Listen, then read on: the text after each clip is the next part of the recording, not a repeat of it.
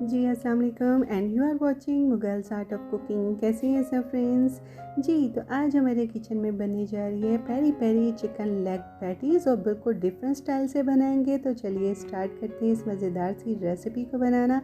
बिस्मिल्लाहिर्रहमानिर्रहीम। इसके लिए मैंने लिया है 1 अदद एग और इसमें से मैंने एग वॉश के लिए स्किप कर लिया। सॉल्ट चाहिए, हमें शुगर चाहिए, ऑयल चाहिए और उसके साथ हमें बटर चाहिए।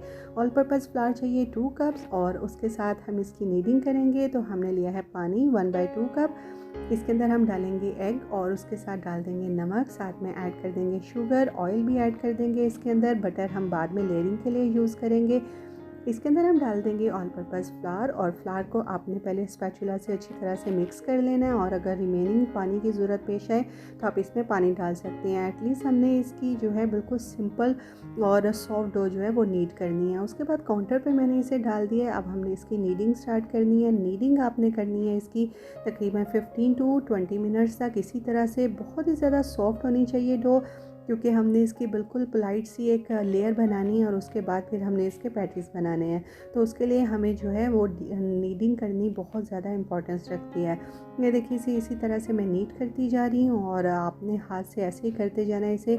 और ये देखिए काफ़ी फर्म हो चुकी है। आप देख रहे हैं डो बहुत ज़्यादा सॉफ्ट है और ये इसको रनिंग करने के लिए हम इसे रेस्ट देंगे तकरीबन हाफ़ एन आवर के लिए और उसके बाद फिर हम इसकी प्रोसेसिंग स्टार्ट करेंगे। ये मैंने लिया है लेग पीसीज और ये स्किन के साथ है। क्यूमिन पाउडर डाल देंगे इसके अंदर। चाट मसाला ऐड कर दीजिएगा, साथ में रेड चिली पाउडर ऐड करेंगे इसके अंदर। गार्लिक पाउडर ऐड कर देंगे। ऑल स्पाइस पाउडर इसके अंदर ऐड करेंगे। नमक ऐड करेंगे और उसके साथ इसमें पेरी पेरी सॉस ऐड कर देंगे।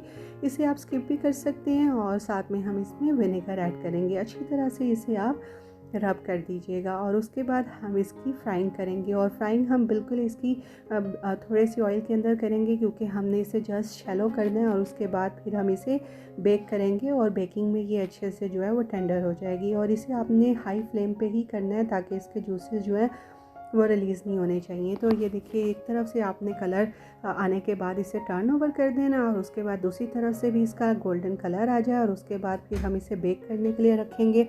और बेकिंग करनी है आपने तकरीबन इसके 15 मिनट्स के लिए। तो ये देखिए इसे मैं बेक करने रख देती हूँ। ये रेडी हो चुके हैं जी। तो एज़ इट इज़ ही इसे हम बेक कर लेंगे 15 मिनट्स के लिए। और चलिए चलते हैं डो की तरफ। तो डो भी हमारी फॉर्म हो चुकी है।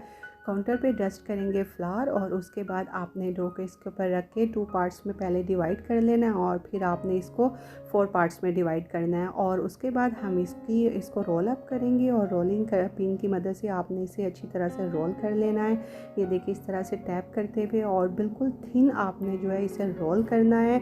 बहुत ही ज़्यादा थिन जो है वो हमें चाहिए क्योंकि हमने इसकी लेयरिंग करनी है। तो लेयरिंग के लिए थिन चाहिए। और आप देख रहे हैं कि डो बिल्कुल भी जो है वो ब्रेक नहीं हो रही, फट नहीं रही, क्योंकि हमने इसकी बहुत अच्छे से नीडिंग की थी। इसी तरह से आपने भी इसकी नीडिंग करनी है।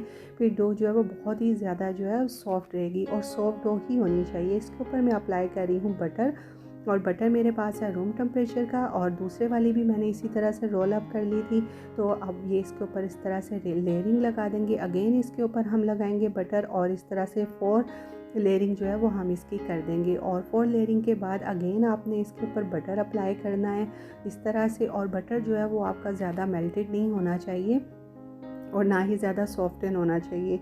उसके बाद इसको आपने इस तरह से राउंड शेप में लाते हुए इसको रोल अप करते जाना है, जिस तरह से हम रोल बनाते हैं, ताकि इसकी लेयरिंग बन जाए। और जितनी ज़्यादा इसकी लेयरिंग बनेगी उतने ही मज़ेदार हमारे पैटीज़ बनेंगे। तो ये देखिए इस तरह से आप बिल्कुल ईजी वे में जो है ये हो जाता है, बिल्कुल भी मुश्किल नहीं होती।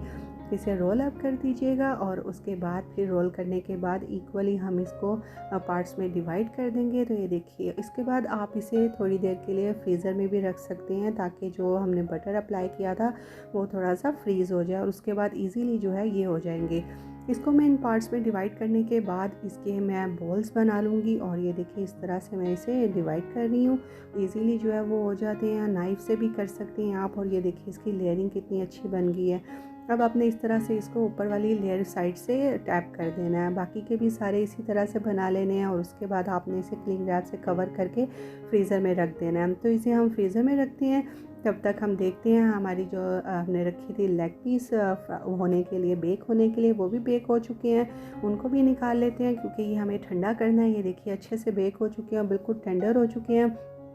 और डो जो है वो हमने फ्रीज़र में रखी हुई थी। ये देखिए अच्छी तरह से ये कूल डाउन हो चुकी है और जितना भी बटर था वो बहुत अच्छे से इसके अंदर फ्रीज़ हो चुका है। तो उसके बाद आपने फ्लावर की मदद से इसे रोल कर लेना है और बाकी की जो है अगर आप थोड़े बड़े साइज़ के बनाना चाहते हैं तो इसको ज़्यादा रोल अप ना कीजिएगा, लेकिन थिन लेयर में करेंगे। जिस तरह से पैटीज़ होते हैं वैसे ही उतनी लेयर में हम करेंगे। इसके अंदर मैंने डाल दिया है सॉस। उसके बाद हमने इसके अंदर वेजीज़ ऐड की है, अपनी मर्ज़ी से भी आप ऐड कर सकते हैं। इसके अंदर मोज़रेला चीज़ ऐड की है और उसके बाद ये लेग पीस रखेंगे। अब आपने इसकी बाइंडिंग करनी है इस तरह से, एक साइड से पकड़ के आपने अंदर की साइड पे इसे पुश कर देना, दूसरी साइड से पकड़ के फिर आपने इसी तरह से करना है। जिस तरह से आप ब्रेडेड बनाते हैं वैसे ही आपने इसको जो है इस तरह से टर्न करते जाना और फिर आपने एंड कॉर्नर जो इसका है उसे आपने बंद कर देना है। तो ये देखिए इस तरह से ये लेग पीस रेडी हो जाएगा। सारे जो है वो मैंने इसी तरह से रेडी कर लिए थे।